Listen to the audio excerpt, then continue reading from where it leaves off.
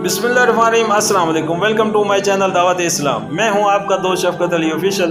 उम्मीद करता हूं कि आप सब लोग ईमान के आला दर्जे पे होंगे। सूरत फातिहा के आयत नंबर 4 का तर्जमा, हम तेरी ही इबादत करते हैं और तुझ ही से मदद मांगते हैं। सूरत फातिहा हाशिया नंबर 6।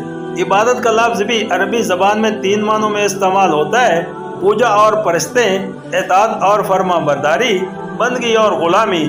इस मकाम पर तीनों मानी बैक वक्त मुराद हैं, यानी हम तेरे परस्तार भी हैं, मदी व फरमान भी और बंदा गुलाम भी।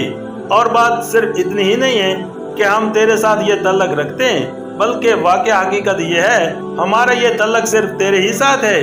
इन तीनों मानों में से किसी माने में भी कोई दूसरा हमारा महबूब नहीं है। सूरत फातिहा हाशिया नंबर 7, यानी तेरे साथ हमारा तल्लक माज इबादत ही का नहीं है, बल्कि इस्तिहानत का तल्लक भी हम तेरे ही साथ रखते हैं। हमें मालूम है कि सारी कायनात का रब तू ही है और सारी ताकतें तेरे ही हाथ में हैं और सारी नेमतों का तू ही अकेला मालिक है।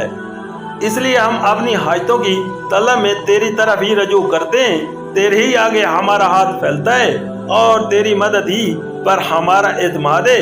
इसी बिना पर हम अपनी ये दरख्वास्त लेकर तेरी खिदमत में हाजिर हो रहे हैं। सूरत फातिहा के आयत नंबर 5 का तर्जमा, हमें सीधा रास्ता दिखा।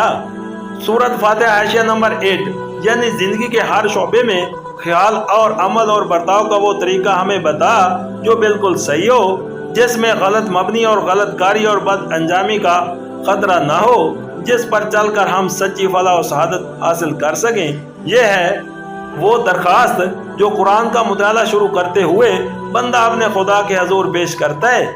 उसकी गुजारिश ये है कि आप हमारी रहनुमाई फरमाएं और हमें बताएं क्यासी फलसफों की इस भूल भुलैया में हकीकत नफ्सुल अमरी क्या है। इखलाक के इन मुख्तलिफ नजरियात में सही निज़ाम इखलाक कौन सा है।